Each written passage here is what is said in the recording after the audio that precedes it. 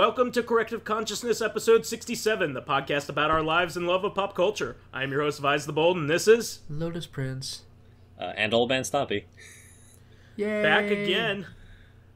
The 10th of our friends to go away to Japan separately from each other. Yeah! I should have stayed. Instead of OldManStompy, should we just call you, like, Osan-Stompy? I prefer, what is it, OG-san? Yeah, OG-san Stompy.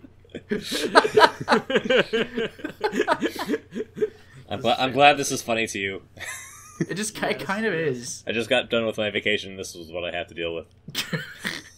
A bunch of idiots on Skype. OG stands for original game. So I will say that, like, at one point we sent Mr. Ryu our itinerary because we had been preparing a Google document on all the cities we were going to go visit, and he just, like, deleted the entire thing and said, for every day, just stay in Akihabara, and then at the end of the trip, don't come back to America. Miku. But wouldn't you go, like, bankrupt that way? That's the problem that you have with the whole thing, that we'd go bankrupt. Even if you went to an entire country and you went to a block. Yeah, I went to a block. I would have had to quit my job. You know, eventually maybe my wife would have gone back without me. I don't know. Like, it's complicated. Sounds all right. It's not your problem. I'm okay with it. Never would have been on the podcast. Would have to deal with your bullshit. Well, let's. I love the vitriol. I missed it. Why don't we get this show on the road here? Oh, good. I guess it's my turn. I get to keep talking. Yeah. Well, it'll never be my turn. So okay. Vyse's so turn. yeah. Anyway, I guess the most salient point was that I went to Japan. But if you're interested in hearing about that, we're going to talk about it in Reactive Consciousness. So I guess I'll. I'm not interested, but we're doing it out of obligation. Anyway.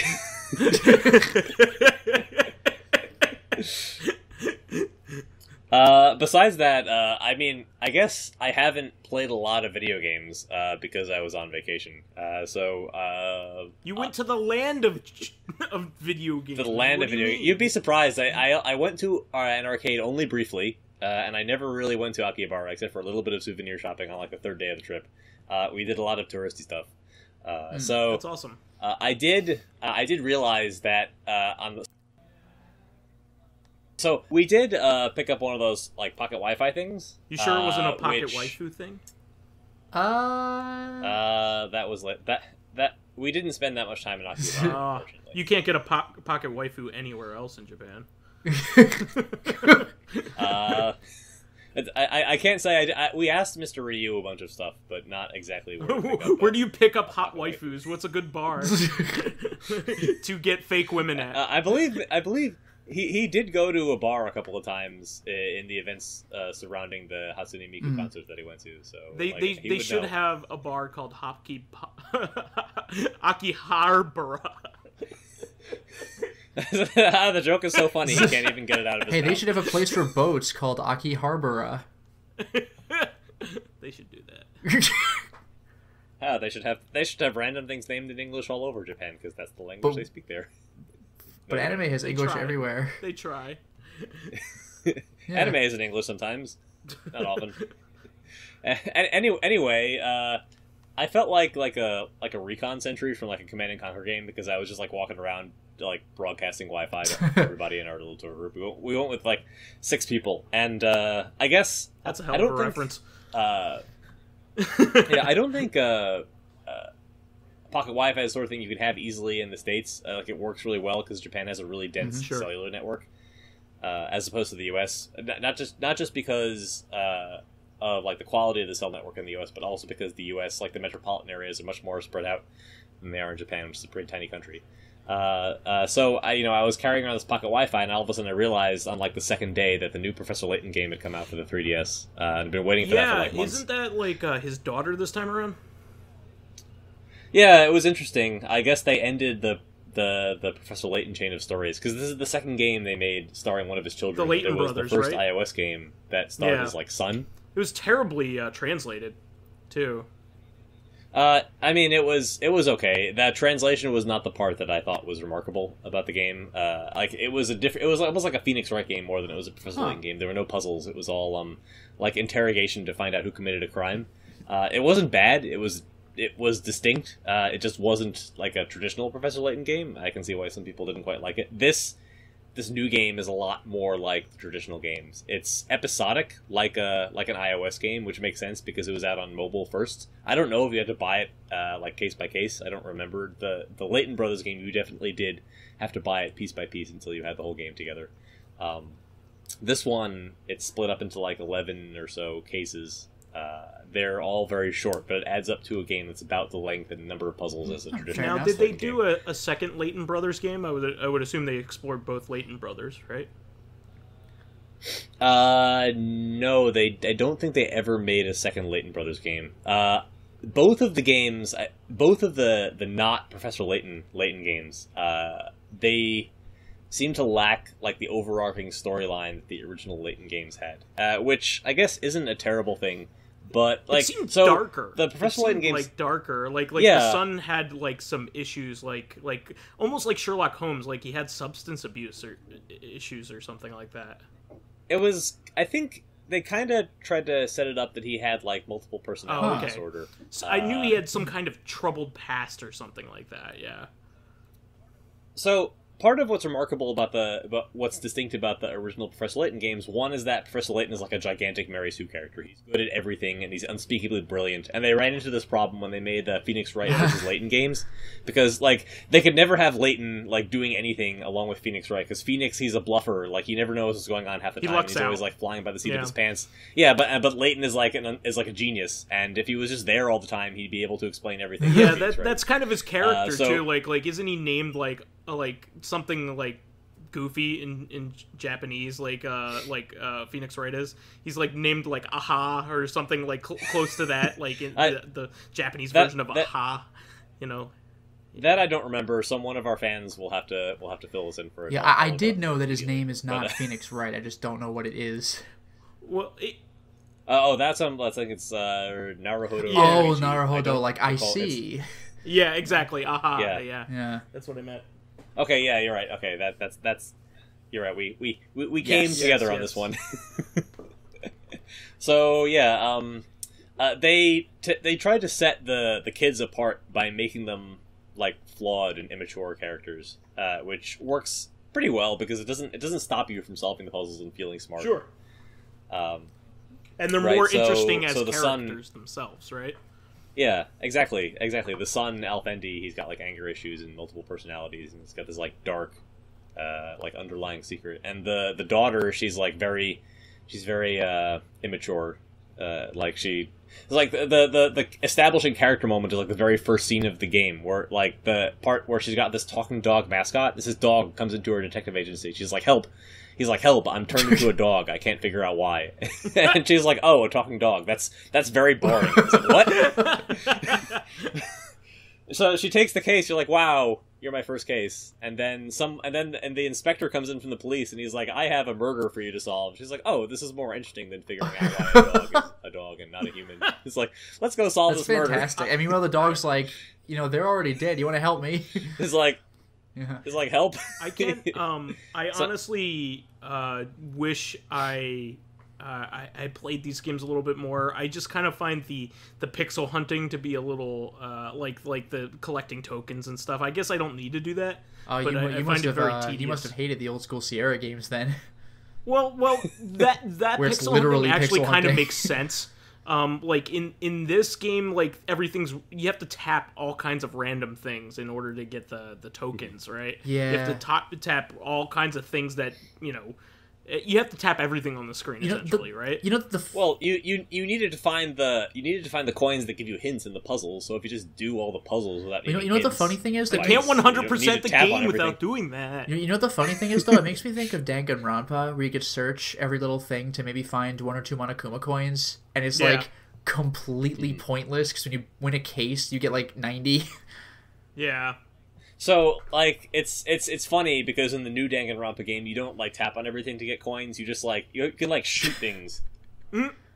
like you could just like blow away all the like the random That's crap pretty cool. that's in the all the scenery, and it just gives you Monokuma coins. Nice. That's pretty awesome. Funny. I guess they're aware of the fact that's really tedious. Yeah, and again, in at least game. in the first game, like completely pointless. Like why even bother? Like, oh man, I got lucky this time. I found like 3, and again, you win a case, which you can play over and over, and get like 90 to 100 every time. Right, that's one of the other games I've been playing. I picked that up just before I went to Japan. I didn't get a chance to play past the first trial, but I'd be interested to discuss it with Pyro, because he's the only one who's that far in the series. I know he has it too. I get notifications that he has trophies that I don't have. Oh PSN. yeah, that drives me crazy when I log on like the Vita or something, and it's like, oh, your friend has done this and that, and it just like stresses me out. It's like, should I be doing this? Yeah. Right. So I finished the first trial. It's interesting. It's like Danganronpa 2. I know you guys really want to play the game, and it's almost impossible to talk about it in any real depth without like spoiling it, especially as it pertains to Danganronpa 1. So I guess one day Pyro and I will just record an entire episode that you guys can listen to about the Danganronpa. Well, no, series. I plan on beating 2 pretty soon. That's actually one of the games that I'm considering to play next. So. I mean, I believe you that you're telling me this honestly, but also you've been saying it. I'm also like halfway through the game, so that gives. Okay, that is saying a lot. Like that's like at least a quarter more than I used to do. Well, and I've also turned over a new leaf and like finishing things I've started. So. And Animal Crossing New Leaf. Boo. Yeah. Boo. No. Monster Hunter New Leaf. So, that's one of the things I'd like to mention briefly. Apparently, in 2 days, they're announcing, or 1 day on U.S. time, they're announcing the Animal Crossing mobile game, which sounds like a fucking nightmare. I'm sure it won't be nearly as good or full features as a real one.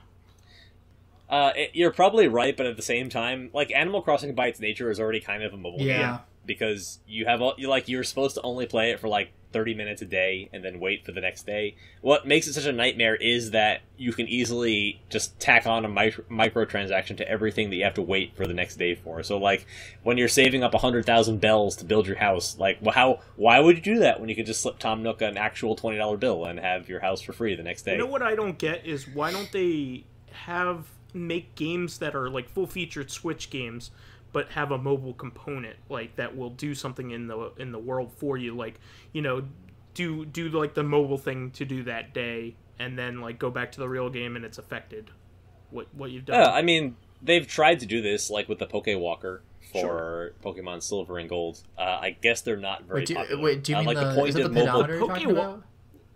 The Pokewalker was hugely successful. Like people love that thing.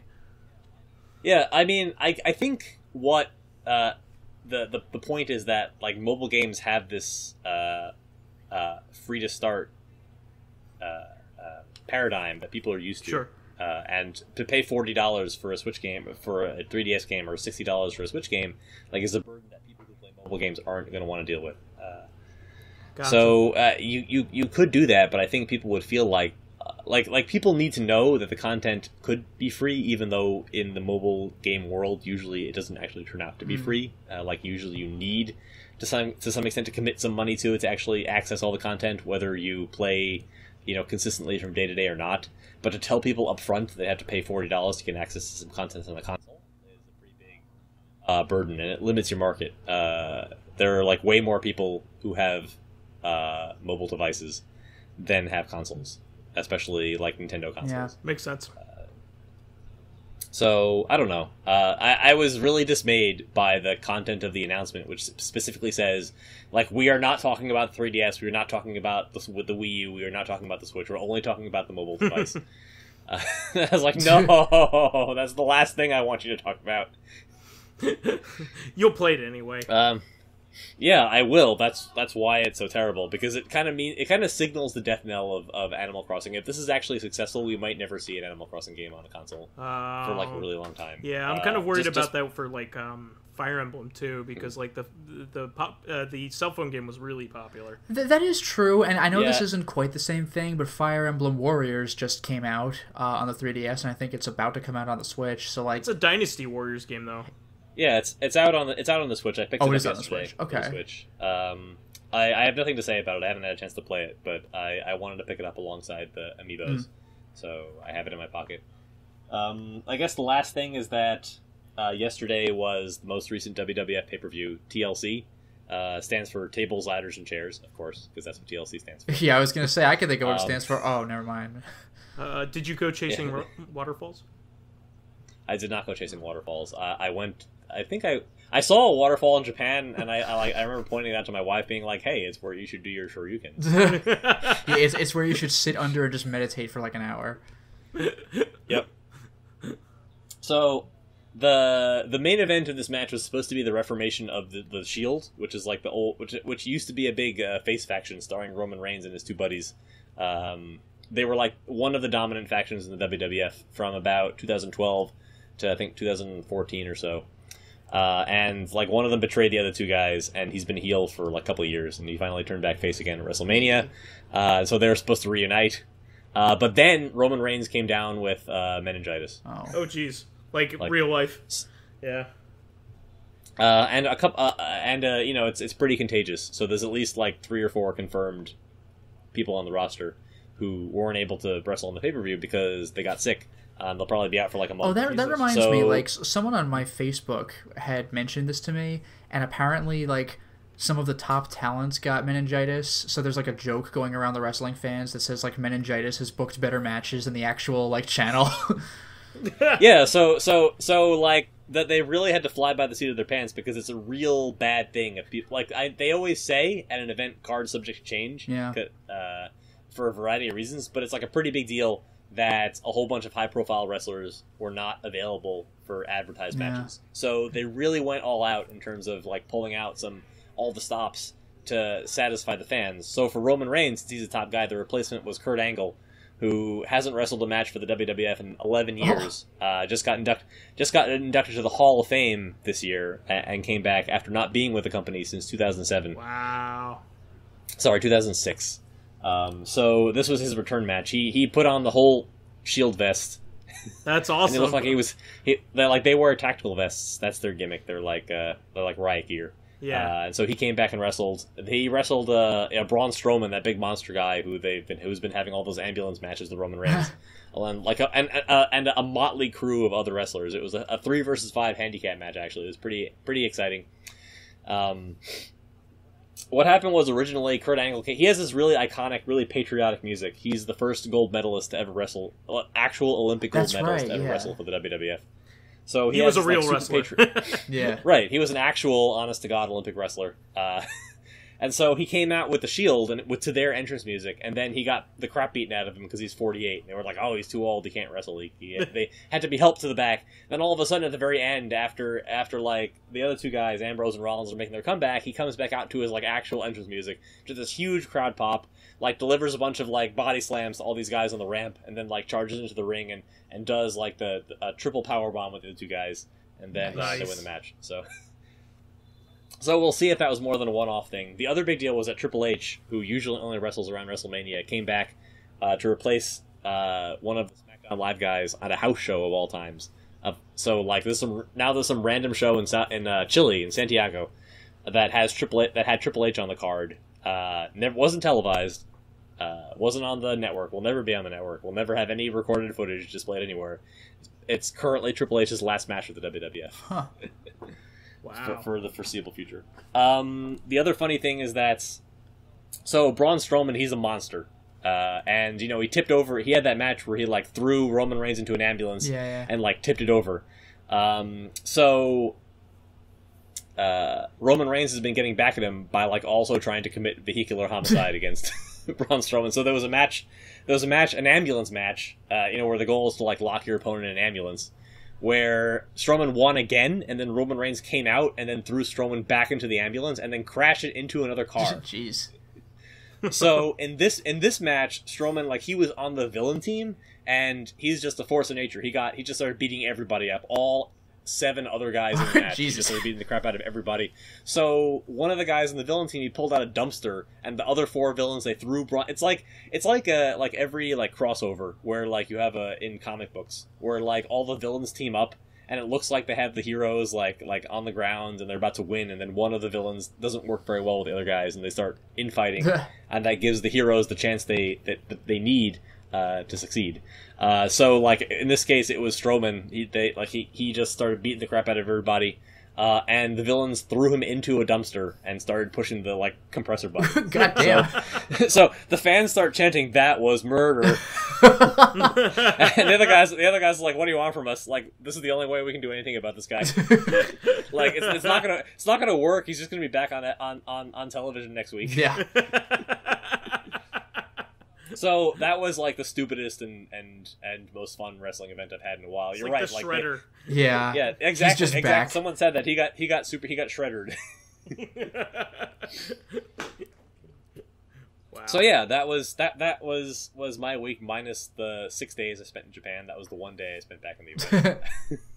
We got a good 20-minute segment out of that. So Lotus, why don't you tell me about your week? Okay, well, first of all, just the usual Fatal Frame 5 update. By the time people start hearing this podcast, episode 1 ought to be up for public consumption. So hooray! Everybody gets to see Maiden of Black Water and all the depressing misery that comes with it.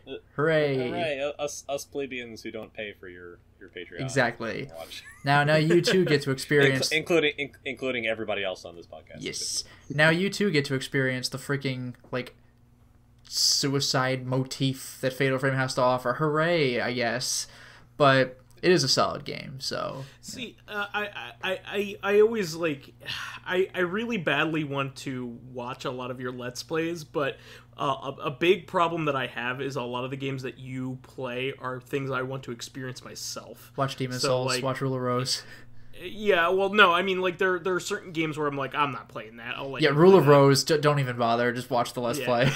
Yeah, no, that's you did a service for the entire internet with that one. I think I mentioned this before, but in a Q&A, I think someone had asked me, is there a Let's Play you wouldn't consider doing? It was either that, or if they asked me if I would do Rule of Rose. Either way, my answer was no, I'm not doing that. It's just not fun to do. And then 3 years later, I was like,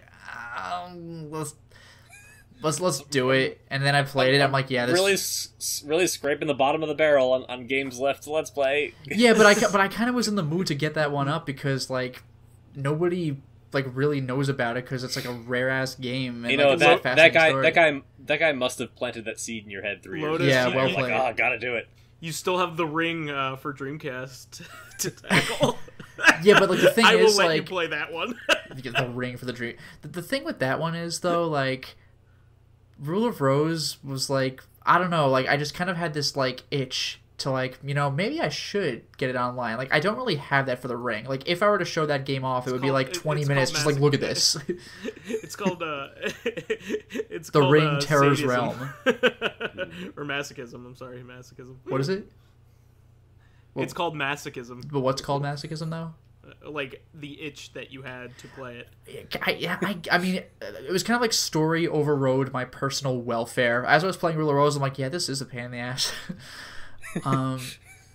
Although I will say though, that mermaid boss I beat on my second try, and when I first played that game, it took me lots of tries, and on a successful attempt, that boss was 15 minutes. It was such a pain. I had way too much HP. I was this is bullshit. But yeah, so if you're gonna watch my Let's Plays, watch Rule of Rose and watch Demon's Souls, because you keep telling me you don't feel like fighting that stupid red dragon again, because... No, I'm gonna play that. I'm gonna give you a warning right now. If you really think that you feel like going through the red dragon again, you are not gonna want to go through the blue dragon. I've blue dragon so I know hard. What that's all about. I know what both of them are all about. Believe me, that's part of the reason why I didn't want to restart the game, but... The blue dragon fight is awful. Yeah, it's awful. It's just been so long since I played the games, I feel like I should start from the beginning again. I mean, the red dragon is the beginning. Alright, so two other things. One, I finally was able to stream not Streets of Rage 3, but Bare Knuckle 3, because I'd gotten a repro card at MagFest, so I was able to play it on my Genesis. Good for you. That game is freaking sweet, man. And I gotta say, even though the soundtrack is not... It doesn't sound like Streets of Rage 1 and 2, I gotta say, from what I remembered of it, it was like, this is going to be hit and miss. But they were mostly hits. Like, I was pretty into the soundtrack the whole way through. It's good if you have an open mind and you're not expecting the same style of music as the first two games. It's funky. The music is funky. Like, it takes a palette that has heard that type of music before to like it. Yeah. For sure. And also, I didn't realize how, like, dialogue and cutscene heavy the game is. Like, this is wildly especially different. The Japanese version. Yeah, like Streets of Rage 1 and 2 is like kill the boss. Level 2, fight some guys, kill the boss. This has actual story and like plenty of twists and turns. Yeah, there's actual plot twists in Streets of Rage in Bare Knuckle 3. I was like, what? I was getting to the game and I'm like, I didn't expect this at all. Like, it was bizarre. Did you get the best ending? Yeah, actually I got all the endings. The only one I didn't get was for beating it on easy mode. It just didn't seem to trigger. Maybe I failed to set it to easy or something. Maybe I missed something. But that ending is basically just Mr. X looking at a screen like, haha, I'm over here actually. Yeah. Like, you didn't. It's like drinking a glass of scotch or something. Yeah, a glass of wine. My favorite though, by the way, is when you get the because there are 4 endings. One of them is beating the game on easy, which is like a non-ending. Then there are 3 endings. There's the good and the bad actually get through the game ending, where either you beat the final boss in 3 minutes or you don't. But before that, on level 6, there's this poison gas trap that triggers if you wait too long, and you gotta save this guy who's like being like tied to a chair. So if you fail to save him, because like you must succeed at saving him to get to the real final boss. If you fail at saving him, then you go to this alternate last level, and then you beat the guy there. And it's like the White House, right? Like you it's like House. Whoa, yeah. Like, so you go there and you beat the bad guy who's there, and like you still get a non-ending. Like, that wasn't the real ending, but you still see Mr. X watching this on a screen. Only this time he's holding the glass of wine. He's just like, he does the thing from V for Vendetta where he's like, God, he like just crushes it in his hand, and you're like, oh jeez, but it's still like a non-ending. But it was kind of cool to see. Because what's great about that game is that there's like robot doubles of multiple people, and including Axel in the very beginning. Fuck, that fight so hard. Like, Robot Axel wholesale. Like, I thought Shiva from Streets of Rage 2 was broken. I basically beat him by attrition, but Robot Axel is ludicrous. Try playing him in American Streets of Rage I did. 3. To put things in perspective, when you succeed at or fail at saving the guy with the poison trap, you then have to go outside and fight one of those rocket pack bosses who gets joined by very weak versions of the rocket pack boss. Like, they'll go down in 1 or 2 combos. I was able to beat that either without losing a life at all, or maybe losing 1 life. And like, on the American version, I like game overed at that part. it's like the difference in difficulty is absolutely ridiculous. I assume that you unlocked all the secret characters too. No, but I was definitely able to. I unlocked Rue. I was able to pull that off. Of course. And on the New Game Plus, here's what I didn't realize. What the guide says is to unlock them, you do such and such a thing, and then when you game over, when you get the continue option, they'll be in the continue. Like, you could select the character. But, like, I just completed the game. And you know how, just like Streets of Rage 2, the game saves what you did? So Rue was just in the character select screen. I'm like, hey! Yeah, and you could also play as Shiva, which is ridiculous. Like, he's not awesome. Streets of Rage 2 Shiva. He's not, like, stupid, broken, powerful. But, like, the fact that you can play him as all is amazing. And you could also play as Ash, which is definitely Japan only, because he's, like, this... Yep. Really like flamboyant gay stereotype, but he's like amazing. And he's spry, man. He like jumps like 2/3 of the screen. He just like goes where he wants and just kicks your ass. Yeah, it's kind of funny that he's like an alternate version of the one that you fight. Like he's like a different color. Oh, is he? I didn't even know that. Yeah, he's like red when the one that you fight in the game is like purple. Because what I didn't realize is that to unlock those characters, like when you beat Ash, like hold A just as you beat him, and when you beat Shiva, hold up and B just as you beat him. Like, I didn't know that, so I don't know, maybe I could do a thing of where I show that off later or something. But it was a sweet There's stream. a nice version of the game where they hacked all the secret characters into the stage select or the character select screen from the very beginning. Oh, that's cool. Yeah, I would love to see him on the character select screen from the very beginning. It's just like, yeah, like I could play as Ash level 1 and fight Ash because it's amazing. So it's freaking sweet. Streets of Rage 3, like I think I like playing Streets of Rage 2 better for the sake of just like, let me go ahead and beat this game. But Streets of Rage 3 really, this has got to be like the deepest beat 'em up I've ever played.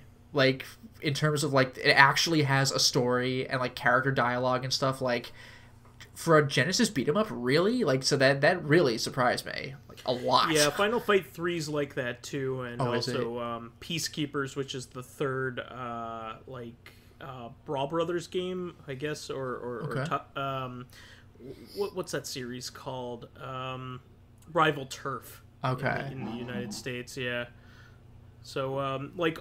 All the beat 'em ups were going that direction, with like multiple endings and stuff like that. Splatterhouse 3's like that. That I knew, but even outside of multiple endings, like a deep like for a beat 'em up, deep fly instead of just like, alas, that was Mystique, not Magneto. Magneto is in another place. Like this is actually like doing plot stuff, and there's freaking Bioroid snatchers. It's blowing my mind. Like every snatcher fight was like, well, I don't want to spoil actual snatcher, but like. It looked kind of like a particular Snatcher from Snatcher. It just reminded me of one of them. I was like, really? So that was definitely cool. Also, I'd actually finally splurged and got an Elgato HD60S, which Vyse, I think, is the kind you have. With the computer I was using, I don't know if it's quite up to the task. When I looked at the final footage, there was like slight stuttering. Like I don't know if it's enough to bother people, but like it shouldn't have been there. But at the same time, I was able to hear what I was doing as I did it during the stream. Oh my god, is that going to make streaming easier? Like, wow, is that going to make streaming... Like, especially if it's worth the money. What? It's worth the money. Yeah, like especially if I ever do like a horror game or something, I don't want to see something jump at me on screen and then I hear it like a second later. It's weird. So like the fact that I can get like instant audio is freaking great. It'll also make, like, if I ever finally get back to Danganronpa 2 with Pyro, or if I ever do, like, co-op with any of you guys over Skype or Discord, if there's video share for Discord, like, it'll make as much sense to me as it will to you guys. Like, so it definitely helps. Yeah, we need to do that because we've been planning on doing the Silver Case together for quite some time. So, yeah, and I also wouldn't mind doing Golden Axe Warrior, too. Oh, yeah. That would be a fun time. I would love to play that with, like... either take turns or me play that while you're talking. Either or I could even do the PS3 version, like whatever it is. I think it's become a once an episode gimmick on CoreCon now that we promise that we're going to do a stream at some point in the as a co-op game sometime in the near future. Not even a stream, like an actual Let's Play.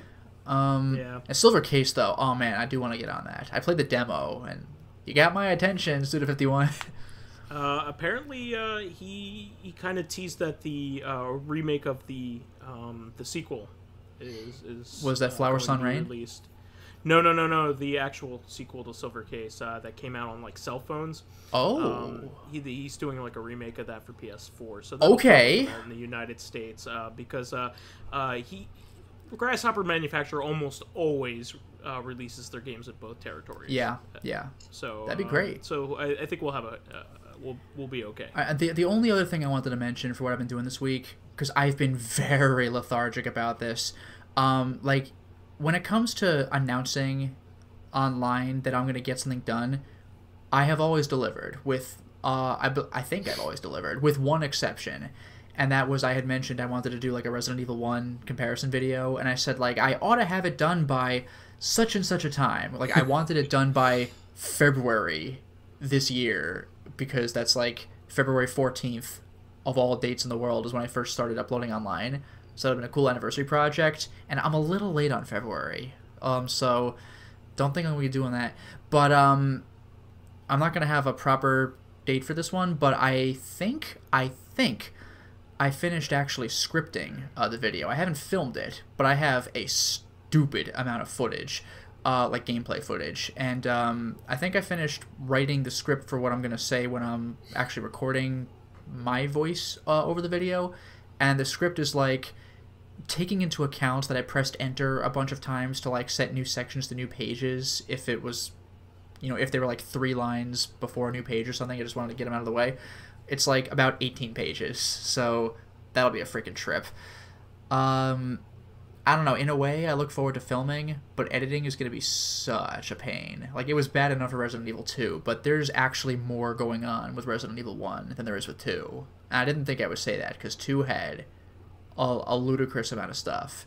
But 1, I'm pulling out all the stops. Like, with Resident Evil 2, there was a released version of the game I didn't even know existed that I missed. And there was an unreleased version that I didn't know existed. And I didn't talk about the demo either. What?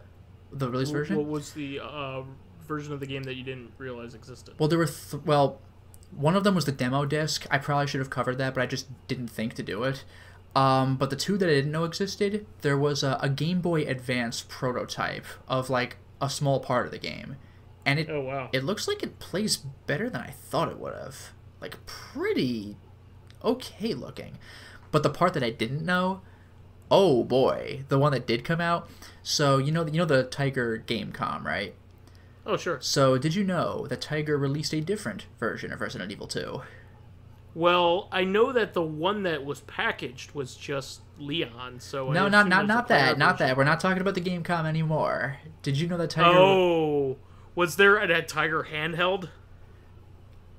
It wasn't one of those.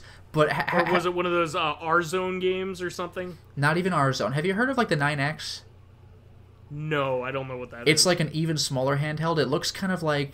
Do you remember those... It looks like a Tamagotchi or those really old Digimon things. Okay. Like a really... Like, I can't even imagine what that plays like. So it's a watered-down version of the watered-down version. But the reason that's particularly notable is, like Digimon... Tiger released 9X for like a couple games. There's like, I think, a Crash Bandicoot one and some wrestling one. But for some of those, and including Resident Evil, it actually had like link cable support, so you could hook it up to somebody else's Tiger 9X Resident Evil, because I don't know what universe you have to be in where 2 of those are in the room at the same time, but if you do that, because I mean, like, we need a world where like Tiger games are still dominant. Yeah, okay, but yeah, if you hook up your copy of RE2 to somebody else's, then there's no real interaction. It's just you both kind of race through the game, and if somebody dies, then they lose and the other person's declared the winner. Otherwise, whoever wins first is declared the winner. But technically, that's the only version of Resident Evil 2 that supports multiplayer. So it's like, what? Well, aren't the battle mode at the end, isn't there like a 2-player mode of that? Not that I'm aware of. Oh, okay. I think you're just running through enemy rooms and trying to not die. Okay. Like, it's called battle mode, or extreme battle mode, but like it's like go through the game backwards, and when you get back to the police station, find the however many bombs depending on difficulty, and then leave. That there's no real opportunity for a versus match. Gotcha. Yeah. So yeah, Resident Evil 1 script is tentatively finished, and I'm already intimidated by the amount of work I'm gonna have to put into editing that thing, and I haven't even started. Like, that's gonna be terrifying. Yeah, that's definitely one of the type of LP that I would love to watch. Because like you go through an exhaustive length of which nobody else will. Yeah, this time, even for me, it's exhaustive. I mean, if I'm not mistaken, the Resident Evil 2 version was always like one of your most successful videos on top of that. So, like, yeah, that's like by far my most successful video. Mm-hmm. Like, it got to the point where like it started getting on like, you may be interested in these, like, the related videos, I guess, because that thing freaking spiked, and I don't know why. Nice. Like, I think like all of a sudden, like one day I noticed it spiked, and I think somebody said, some popular YouTuber either clicked on it, or they did a Resident Evil 2 thing and my thing showed up in the relevant video. Like, so, I don't know, but it was like, okay, so like that's definitely my most popular video so far. And so with Resident Evil 1, with any luck, I'll have because I made a couple of mistakes on Resident Evil 2. Nothing crippling, but there were things people pointed out that I was like, ah, man. So Resident Evil 1, I hope to have gotten rid of those, but also I'm covering some versions that I didn't even know existed until somebody pointed them out to me. So you know what would be an awesome idea? I know this is insanely exhaustive, but I know that you would love it, and also like your fans would really like it, and I would enjoy it. Every Bimani game. Well, I was something similar to that.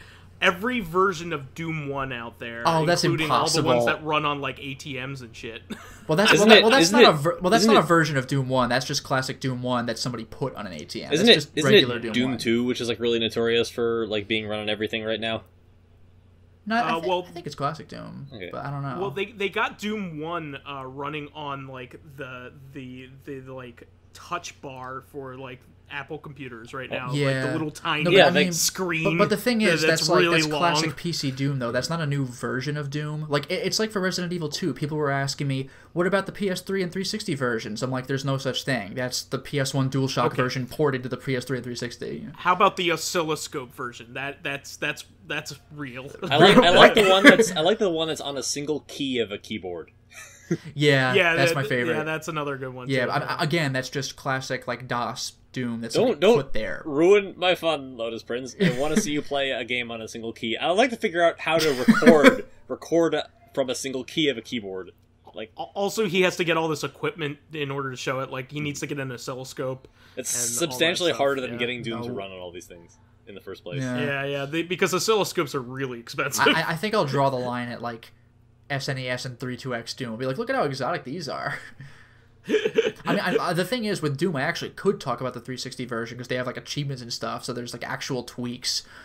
But yeah, like again with Resident Evil 2, like, you know, just because they're on PSN doesn't mean that they were made for the PS3. You know, it's just PS1 DualShock. So like, I don't need to go there, which is fortunate.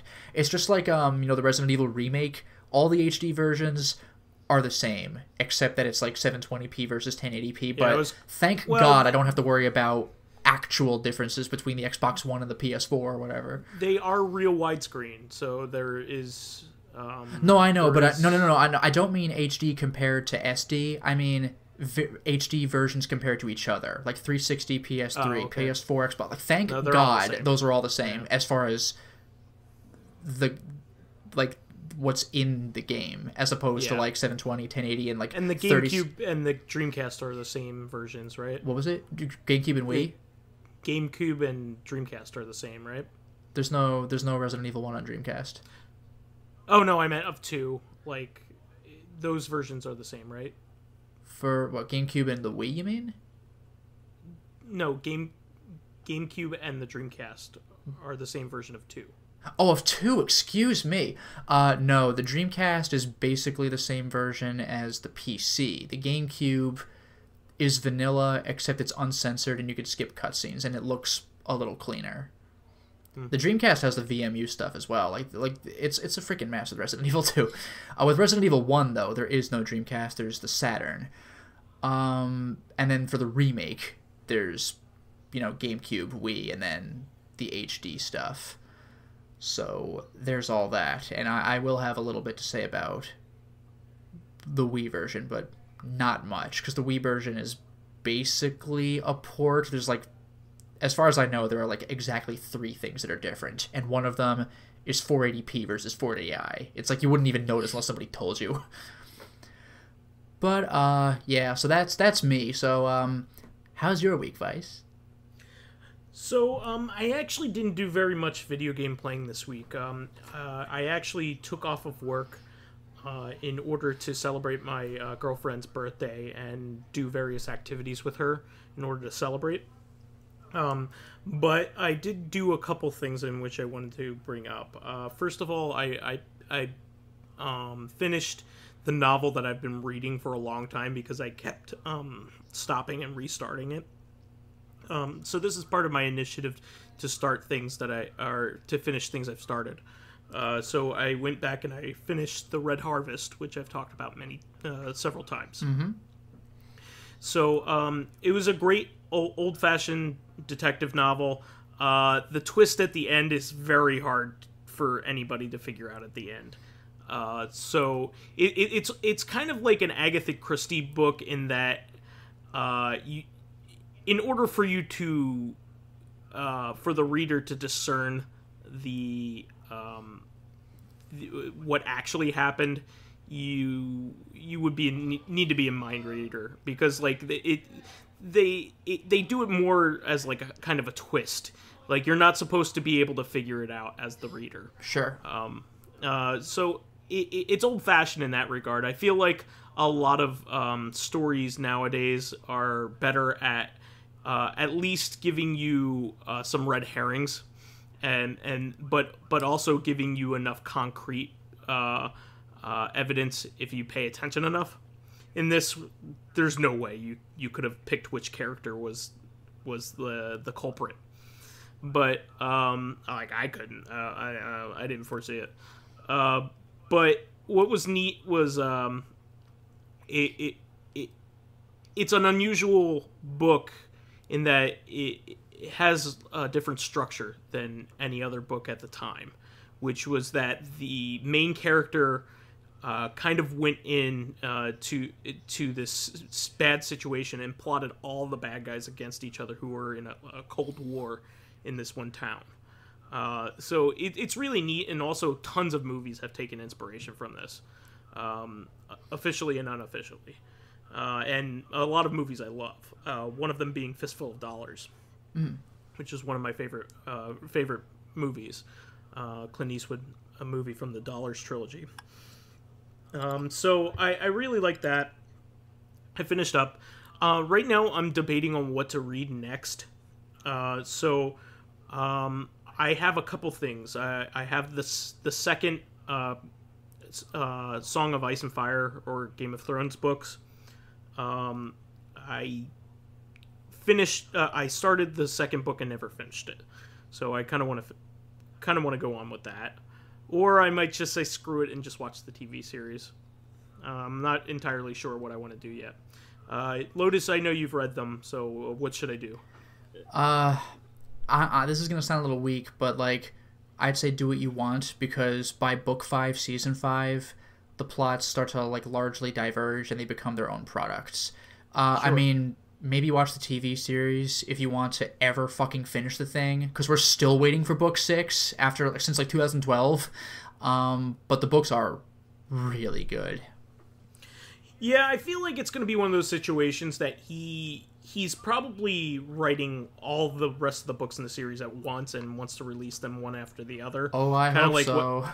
Kind of what happened with the last 3 Dark Tower books. You know, it seemed like, and also happened with Harry Potter as well. Like the last 3 books kind of happened very quickly, because I feel like they were all written at the same time in order to make sure that they were cohesive and tight enough to wrap everything up. I don't know if I'd guarantee that, because like 5 to 6 years between Song and Ice and Fire books is actually normal.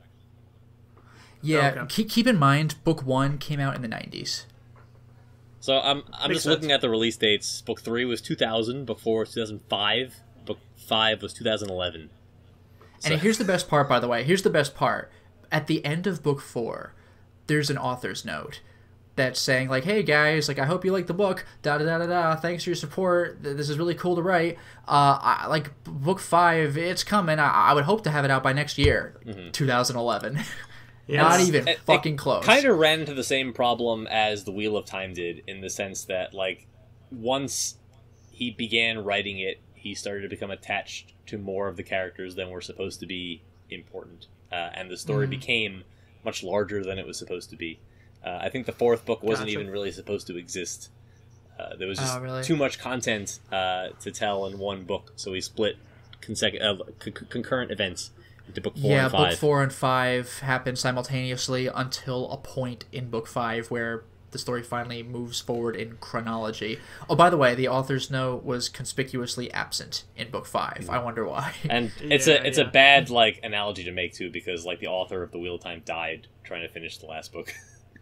Yeah. Oh, and one more thing. I'd also heard that part of what might be making things take long is that George R.R. Martin is really concerned about how ludicrously observant his fans are. He wants to make sure he doesn't have any contradictions in his own books. Like, apparently some ultra nerd was aware that, like, the sex of one of the horses of one of the knights changed from book to book, and he's like, hey, how did that happen? He's like, I don't fucking know, I'm just writing a story here. He picked up a different horse that happened in the old days. You dropped off a horse and picked another one up. Your horse died in battle, and you named a second horse after the first horse. Like, perfect. People dropped off horses and picked up other ones at, like, waypoints. No, this is my horse. No, never. Never. Okay. He got it wrong. He got it wrong. One horse got tired. You needed to leave him somewhere, and so they I am so mad at this guy on the internet that's delaying book 6 for everybody else. I know. Well, the point is, though, George R. R. Martin's like, if people are looking that closely, so he's like, just probably driving himself crazy, scrutinizing. Hire an editor. He's got a load of them. Like, that's what an editor is for. He doesn't need to be that specific. Editors are not going to pick that stuff up. There's no goddamn way. Oh, well, then who gives a shit? Like, remember that part from book 2? It's like, no. Just tell me how Tyrion takes over the throne. Yeah, right? Like, would that be great? Come on. Okay. Well, whatever. Getting back to my original point, I have either that or I wanted to start reading It. Because I just watched the movie recently, and I love Stephen King books. And that's one I actually one of his best ones that I haven't read. Oh, don't read the whole book. You'll spoil the second movie coming out in 2018. I've already seen the original miniseries. It can't be all that different. Anyway. So you already know about the giant puppet monster at the end? Yes. Well, it's a spider monster, isn't it? Yeah, it's a giant goofy-ass puppet. Yeah. Well, I imagine that the new movie will handle it better. Just a little bit. Yeah. But that's actually kind of why I wanted to read the book, is I wanted to... the new movie was that good that it made me curious again, and so I want to reread the book and also prepare myself for the second movie. So I feel like that's one of the books I should have read of his in his pantheon. So yeah, that's an iconic one. So those are the two books I'm struggling with. I'll probably end up doing Game of Thrones first because I started that, so I want to finish it. Yeah. I played a little bit of Far Cry 4 and Cuphead, not a lot, so I didn't really get much further.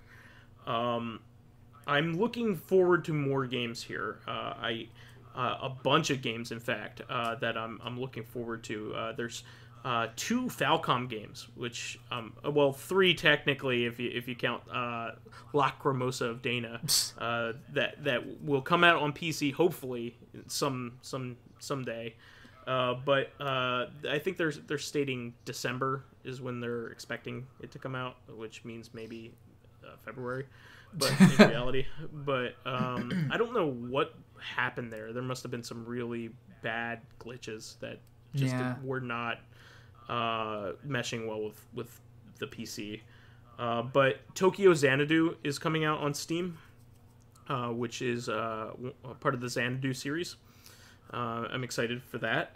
I do want to play Xanadu next, but I don't think they're even remotely related. I just like you, I want to play as much of a series as I can, even if they're not really all that related. Yeah. There's also Zwei II is coming out very soon. Yeah, and didn't they just announce another Zwei game? No. So Zwei II is the game they're releasing. They're releasing it under a subtitled name, so people won't think that they can't get this one without Zwei I. Okay. So Zwei I is kind of an ancient game by today's standards, and Zwei II is the much better game. And there's not much. There's not a big story relationship. There's a couple cameos or something like that, and there is a couple gameplay concepts. But by and large, they're 2 separate games that have stuff in common. Let's just say that. Okay. So Zwei II is the real game you should be looking forward to. But Zwei I may or may not ever get an English translation anytime in the near future. I'm sure it will eventually, because fans will want to put it out. So in addition to getting E's, I should get Zwei II 2 to play all of them. It was 4 2s. Technically, it's Zwei II plus. So it's Zwei II. 222. Yes. That's all. So I can get Zwei II to play it. Yes. Yes. Today. Sam 2 5 twos. But yeah, I'm looking forward to that because I've been wanting to play that game for years. I bought the physical copy of the PC version of that, which was very hard for me to get, and waiting in anticipation for a fan translation that never saw the light of day. Maybe because they had heard from Tom Lipschultz that they should stop working on it because they had gotten the rights to do it.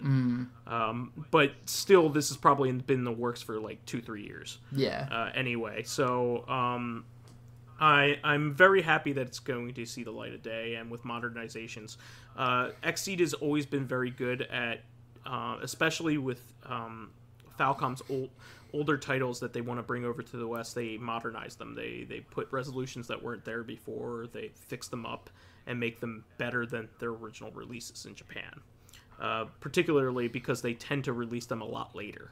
But that's usually the kind of treatment that most games don't get when they're that old.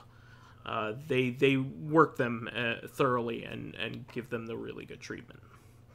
And I'm really looking forward to Mario Odyssey, which is coming out later this week.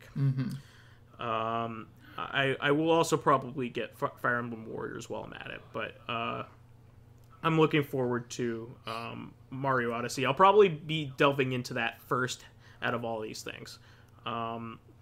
I'm really excited to play this game. I don't know about you, OldManStompy, but yeah, I'm excited. I haven't been on the podcast to talk about how excited I am for the last month or so, but I love Mario games. I'll definitely play this. I'll probably end up putting Far Cry on hiatus while I'm playing this because it's just going to take precedence. But I will go back to it. But Mario Odyssey, I'm just so excited to play this that I'm going to drop everything. I'll continue to play Cuphead because that's a short form game that I could play at in a quick setting. But Mario Odyssey is definitely going to consume my life. I also picked up Rosenkruzstillete 2, which you famously said... Is that a Rosenkruzstillete Großschwert? Is that the... Okay. So it famously has an even more grossly German name than the first game. It is Rosenkruzstillete Freudenstadt. Oh, okay, yeah. The Großschwert is the side story of the first game, if I'm not mistaken. Freudenstatzel. Now, I'm sure we're mispronouncing this. No, yeah, probably. But yeah, that I just wanted to say the name on the air because it's so grossly German. Yeah, this wasn't. I could not believe this was in the show notes. I was like, what?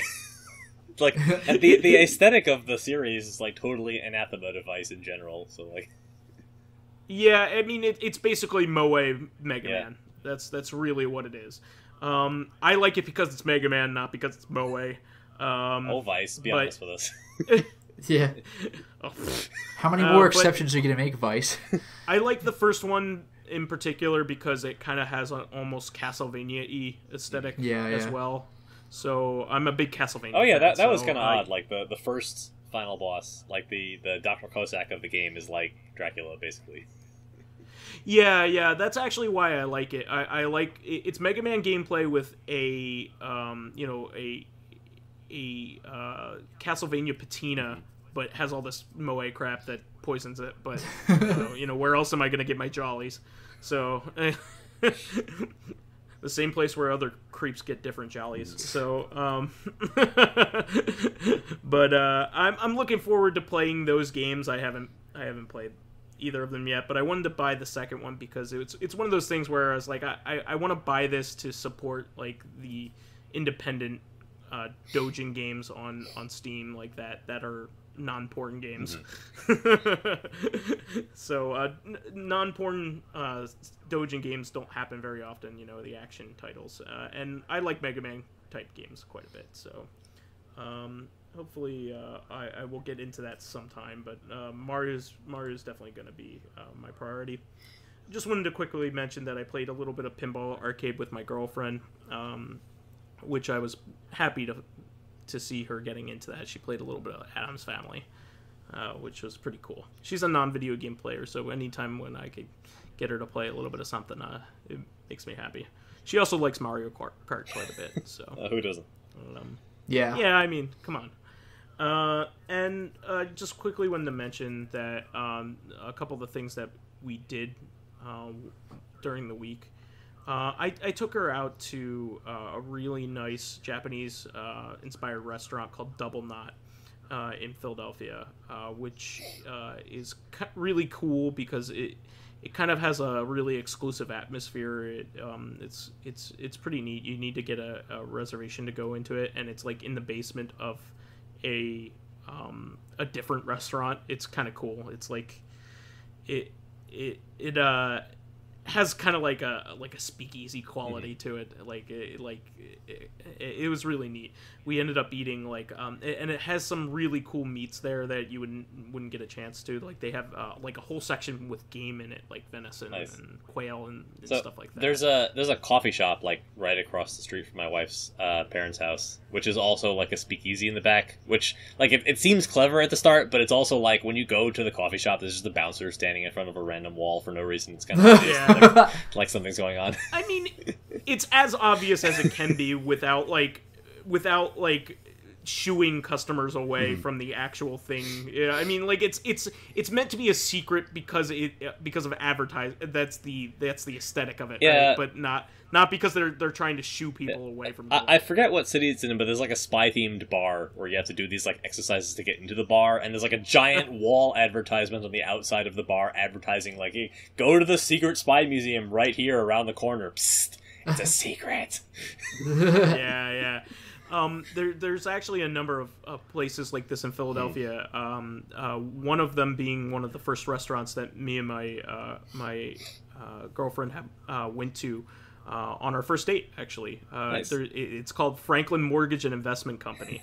It's actually a speakeasy in Philadelphia, and they have their aesthetic is so much like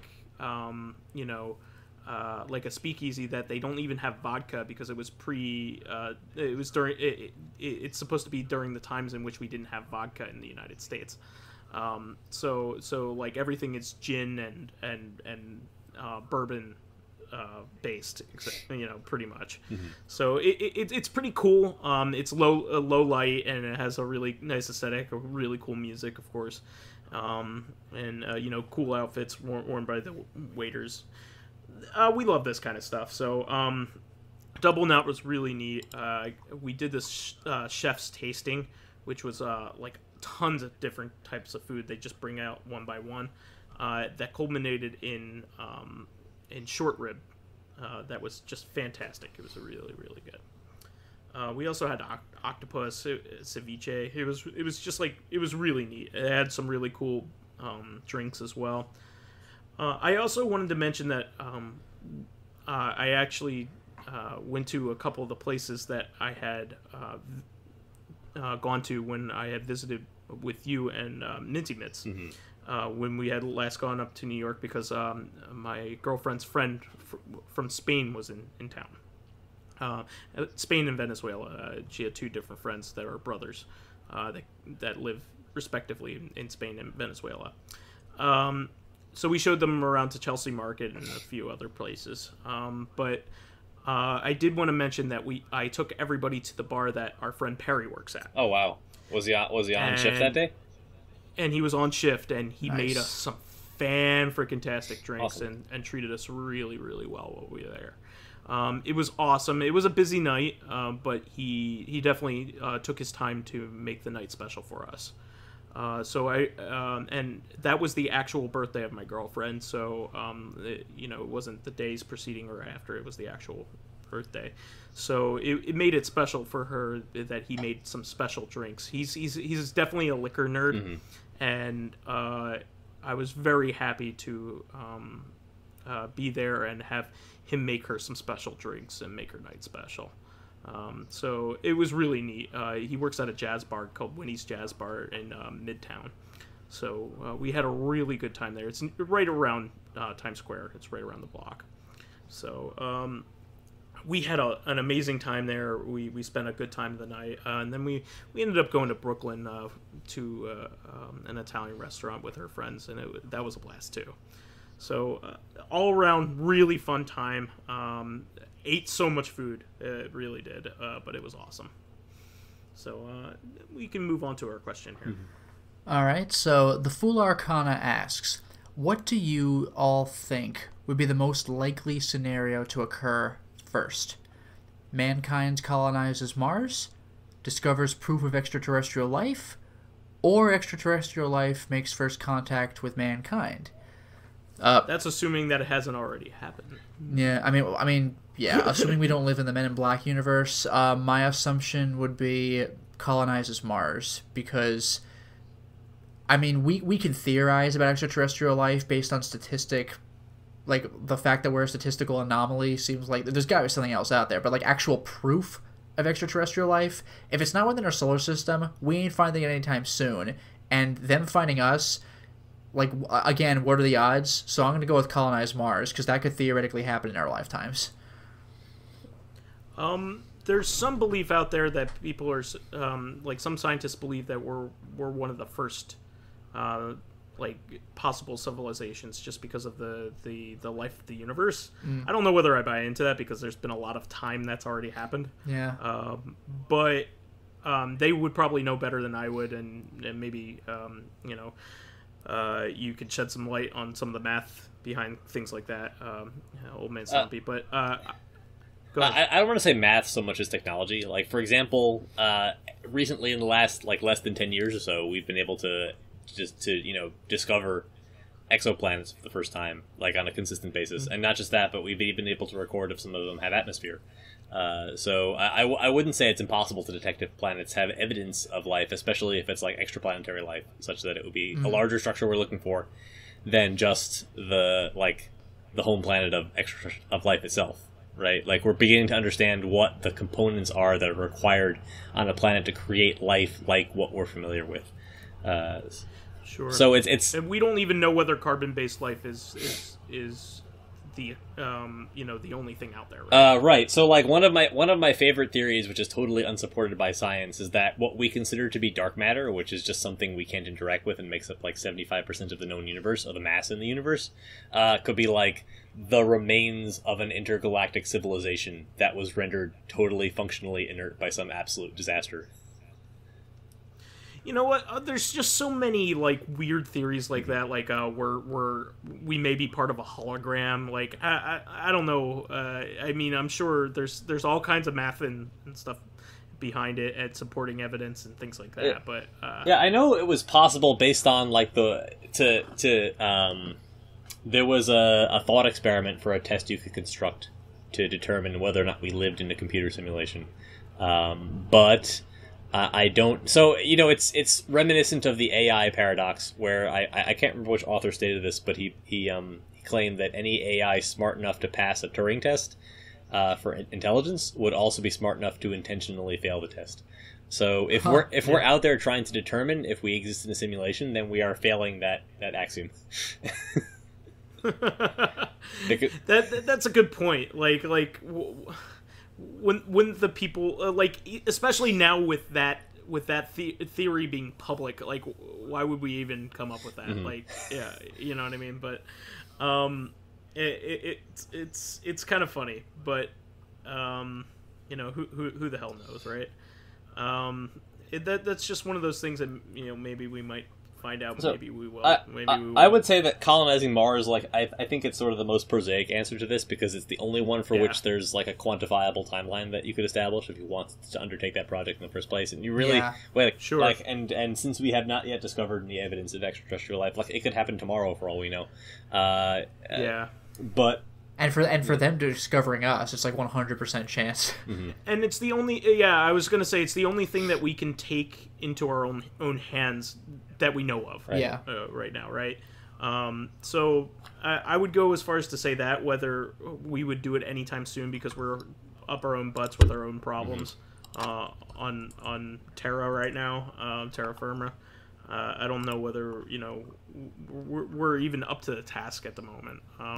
Right. We haven't even really colonized the moon. So from the math standpoint, there is like a well-known postulate called the Fermi paradox that states that since the universe has been around for about 15 billion years, and there are billions and billions of planets and like millions and millions of galaxies, that it seems quite likely one of them would have established life prior to Earth, and given the benefit of billions of additional years of evolution, if it was possible to perform interstellar travel, they might have done it by now. So the Fermi paradox is a statement that, in spite of the overwhelming odds, we've never had contact with any extraterrestrial species, or we have, but we just can't comprehend it. Okay.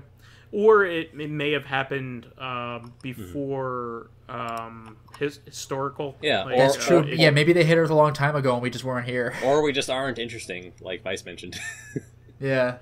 Or they haven't made contact with us in a way that would spread the word to enough people in a meaningful way. Like for instance, people always say, it wasn't, Columbus that discovered the America, the American continents, but it was his actions that spurred on interest in it, right? So like, what if there was some kind of the Vikings of aliens came to see us in a time and only saw like a small group of people, and they didn't have any way of communicating it to us in any meaningful way, in a way that would make us, take it seriously. Yeah. Right. So like, what if that happened? Who knows? Like, they would basically need to visit us on live TV, right? Yeah. For it to be believed right now during an event where people were actually there to verify it, right? Right. I mean, at this point, for anybody to believe it in any meaningful way, and for people to actually, meet them, and talk with them, and I mean, the other caveat is that it might not plausible to travel faster than light, meaning it would be nearly impossible for other species to reach our planet. Yeah. Well, while that's true, haven't we already theorized that it is impossible to go faster than light, but maybe you could bend space so you kind of like get the same result? Well, Star Trek. I mean, yes, it's largely science fiction at that point. The issue of traveling faster than the speed of light is a problem of like information. It means that like literally information can't travel faster than the speed of light. At least that's a hard limit on the universe as postulated by. Well, that's a hard limit according to the math that we know of right now. Sure, but it's not a useful statement that you can use to make predictions or to propose hypotheses about what we can or can't do, because there's no evidence that we have no current evidence that physics exists beyond what we know about right now. And of course it does. Well, sure. I mean, if I quit high energy physics, but I would like to think that the people I know who still stayed in the field have something to look forward to. Well, I mean, imagine that there are all kinds of things out there that we just don't have a way of perceiving yet. We don't have a way of detecting it yet. Kind of like 200 years ago, we had no way of detecting radioactivity, even though it was there. You know what I mean? We have ways of detecting it now, and it existed before. We just had no idea it was there, right? Or how to detect it, or how it was affecting things. So I'm sure there is plenty of stuff out there affecting the universe that we just don't have a way of knowing what it is or what it's doing. Like ghosts.